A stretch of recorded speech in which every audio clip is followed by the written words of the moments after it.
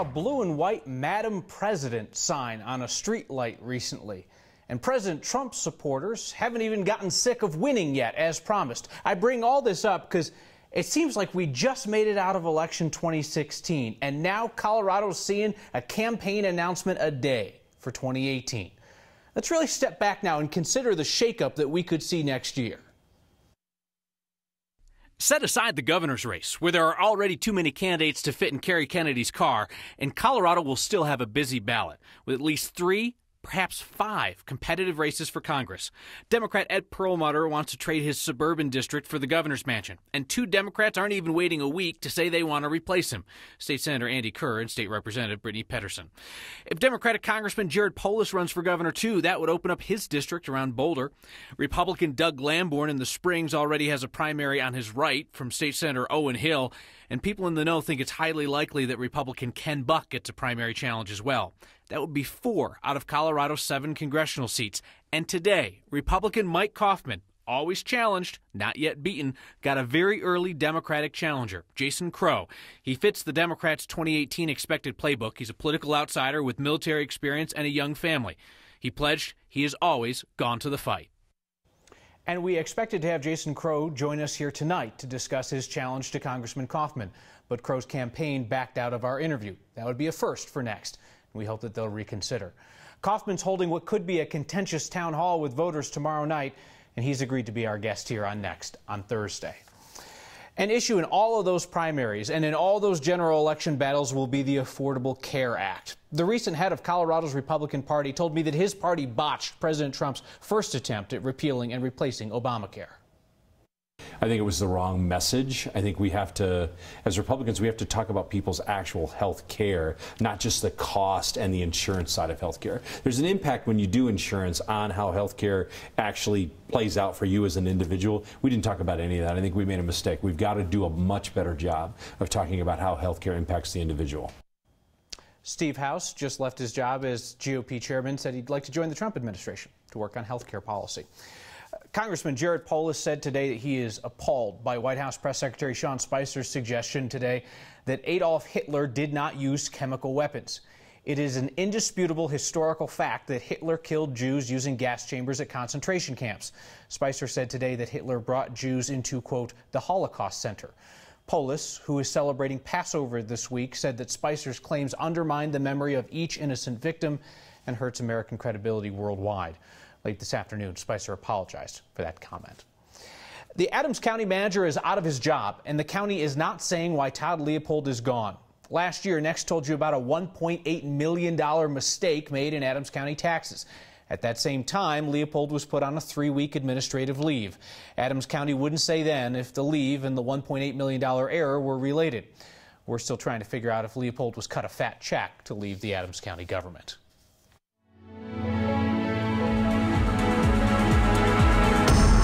Our next question comes from a viewer named Pam, who thinks it's high time that we all found out what's happening to the cash collected by Colorado's cannabis businesses. And you'll hear that that cannabis cash is being rolled into real estate or stockpiled in back rooms and warehouses because banks won't take it for fear of federal regulators. The feds don't recognize legal marijuana. But the head of the marijuana industry group in Colorado, Christy Kelly, says that banks are tentatively increasing their acceptance of cannabis cash.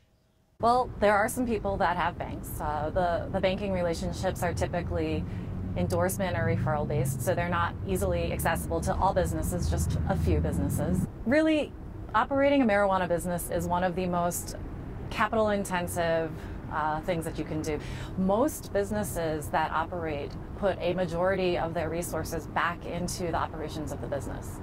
You hear the anecdotes about marijuana industry business owners trying to deal with the cash that they have on a daily basis, lining up at ATMs, stockpiling it in warehouses or in safes or things like that. Is that really going on?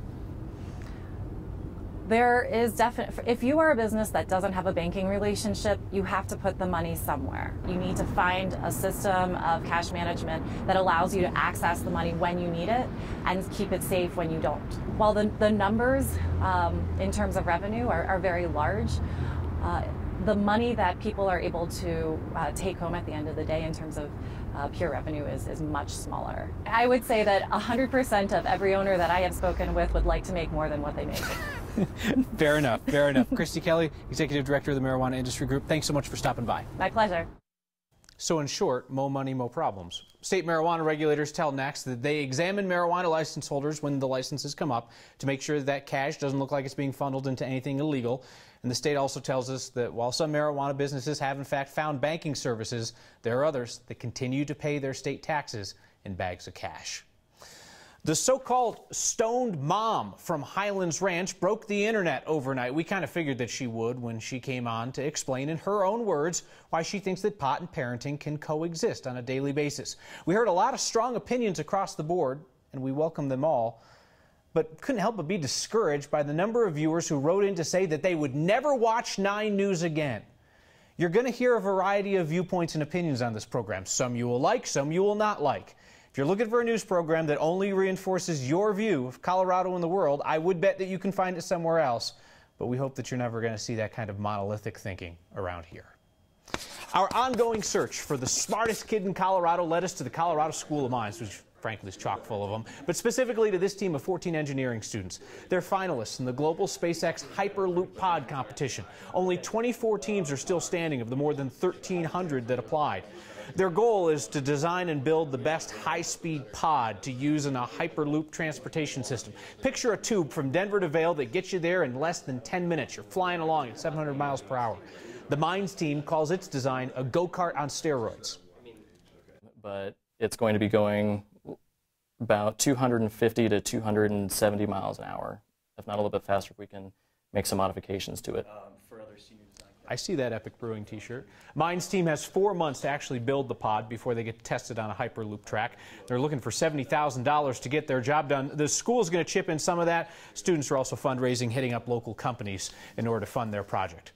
Just in case those students from Mines are not the smartest kids in Colorado, we promise you that we will keep looking, and we welcome your suggestions on young people who are doing great things in our state. You can email next@9news.com or hit us up at any time on the hashtag HeyNext. So it turns out there are 2 Coloradans on Everest right now. Perhaps they'll exchange high fives on the way up or the way down. Just as we promised you updates on Jim Davidson's climb, a few of you reached out to report that there is another person from our community on that same mountain. Mike Hagen teaches science at Eagle Crest High School. He's been a teacher there for 7 years, and he's climbing Mount Everest for the 2nd time. Mike and a group of friends got to Nepal on March 26, and they've been carefully making their way up Everest since. Students at Eagle Crest are following along on Facebook. The team posted for the last time on April 7th. They were just above 18,000 feet at that point. Next stop is base camp, so we'll keep tabs on their adventure as well. A grocery store cowboy is giving people reason to smile. And a self-sustaining cafe hopes its low prices will encourage others to be generous. And pain was just part of the process for a viewer who saw a sign. Next.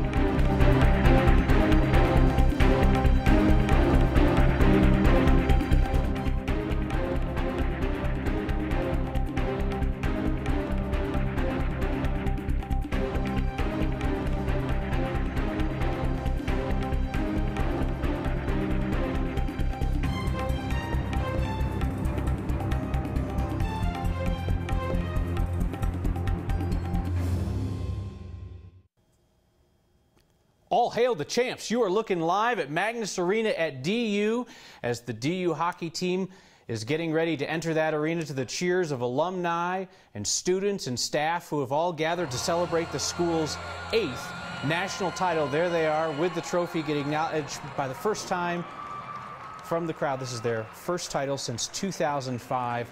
An impressive season, a lot of individual honors baked into the cake as well in terms of a Coach of the Year award for Jim Montgomery, the Mike Richter Trophy, the nation's top goaltender, the Hobie Baker for college hockey's most outstanding title. Watch out for this team next year as well.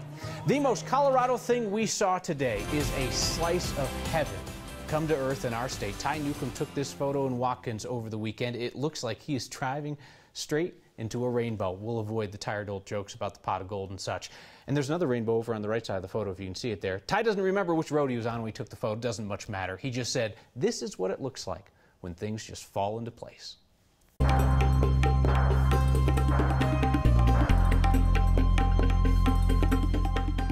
Mostly cloudy and mild in Denver tonight with temperatures about 10 degrees above average. I'm meteorologist Kathy Sabin. That cloud deck will keep overnight minimums up above average as well. Our high at almost 70. Tomorrow we'll see that number go up by about 5 or 6 degrees. We're in between storm systems here, but there is a little wave that'll cross Colorado tomorrow and bring in a bit of a wind shift. Not really going to have much of an effect on our weather here, but in the high country the cloud cover stays intact and we'll see some showers show up around Pueblo and Trinidad and down in southern Texas where we are tracking severe weather tonight. Speaking of tonight in Denver, high clouds and 41. Sun's up tomorrow at 6:26. A little less cloud cover, a little more sunshine, a little wind. Mid-70s will go even warmer heading into Thursday. Ahead of a weekend storm that could bring a little snow to the high country. Slightly cooler conditions here Saturday. Isolated showers possible here on Sunday. And a great shot coming in from Ray Landry, reminding us that sometimes it's great to take the road less traveled. Kathy, thanks. So let me ask you, why do you go to the grocery store that you do? Is it just location, prices, selection, a particular employee? There's a King Soopers in Arvada where there's a cowboy who brings them in and makes them feel welcome. We meet him through the lens of our Cody Broadway.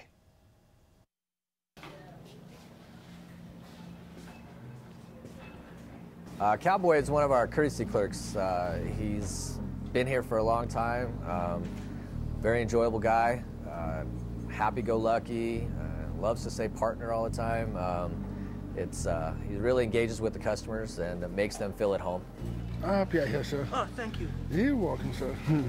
Cowboy's one of our special needs people that just helps us do almost anything, you know. Everybody comes in and they come in and say hey to Cowboy. Hi, Cowboy. Hello, good partners. Going on there, partners. Get your mama a hard time? I got a mom. I got a family. Push buggies, partner. Push buggies. I bag groceries and I give everybody else a hard time, partner. He's always smiling. That is a key of being up front in this environment, and he's making other people smile, and that's contagious, and that's kind of, you know, it kind of spreads around the front end, and it's fun. It's a fun atmosphere. Thank you for helping. You're welcome, man. Katrina, a hard time over there.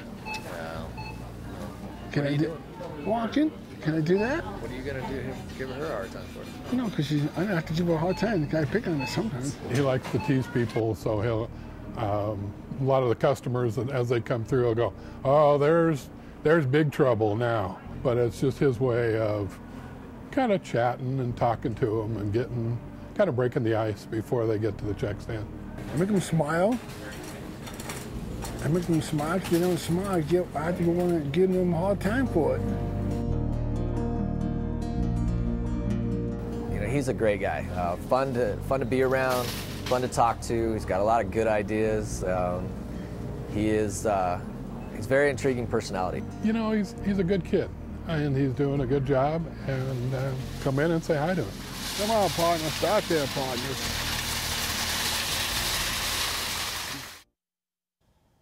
Cowboy's been working at King Soopers for 31 years. We met him after we asked you to help introduce us to interesting people you know in your neighborhood. Chrissy emailed us and wrote, "Grocery shopping may not be a chore that people look forward to doing, especially during busy times of year, but with people like Cowboy there to greet you and make you feel special, well," Chrissy writes, "it certainly changes the experience for the best." If Chicago Fire were not such a quality NBC program, I would think it has competition from the first season of South Metro Fire. And a restaurant more concerned with whether you eat than whether you pay. Next. It's a sign that perhaps laughter is the best medicine after all.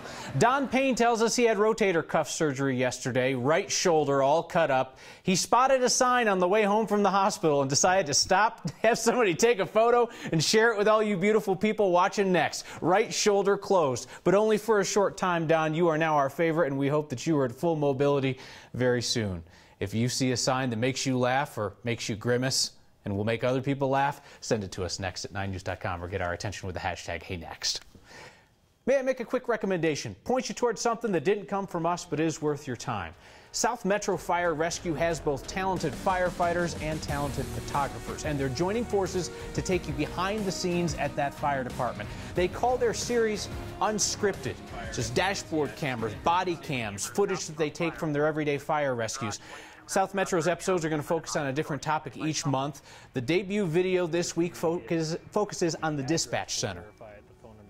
But from a community perspective, I was, really thinking that people would enjoy seeing that video footage and seeing the inside of a dispatch center, seeing the different kinds of stories that we're going to move forward with. And it's just a more entertaining way to learn about public safety. And the music, that's dramatic stuff. That's like Cody Broadway music is what that is. That is dramatic. You can check out the series on South Metro's Fire Rescue Facebook page, Twitter page, their YouTube page. It's sort of like their own little media channel right now. So you approach, and it looks similar to most coffee shops from the outside. It's hard not to notice, though, that there's something special going on once you walk in to Graceville Community Cafe in Littleton. And photojournalist Mike Grady turned his camera on their unorthodox business model.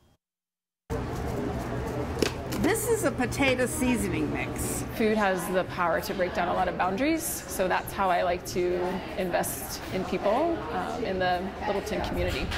I'm Heather Greenwood, and I'm the owner and manager, along with my husband, of Graceville Community Cafe. Yes, and to be able to invest in our own community was super important to us, and I just love using food as a tool to do that. My chef, Andrea Milholm, is amazing. Please. I have 2 part-time baristas that are paid staff, and that's it. Okay, I'm here. We're operated mainly based on huge investment from volunteers. Excuse me. Every day we invite 6 volunteers to serve alongside of us. My name is Dorothy, and I volunteer a couple times a month when I can. I just think offering food to anyone who needs it is a great concept. It also has a nonprofit, Graceville Foundation, that runs alongside of it, and that is the part that invests back in our community. Anyone at any time is welcome to come in for a meal regardless of their ability to pay. Everyone needs food. Food is nourishing, food is sustaining, and we just believe everyone has the right to have that accessible to them. Thanks for hanging out here. I truly hope that Graceville is a place that feels like home. It's a great place. It's a great place to be and to share the concept, share the fun, share the food. Just a simple meal is a really, I think, easy way to show someone love and encouragement. Relying on volunteers helps keep the prices down there, and all the tips go to Heather's nonprofit, the Graceville Foundation, which provides meals at the cafe for the people who can't afford to pay. Graceville's on Curtis Street, right off Main Street, downtown Littleton. So Next lives and breathes through beautiful photography. And coming up, we will feature a photo from our youngest photographer yet.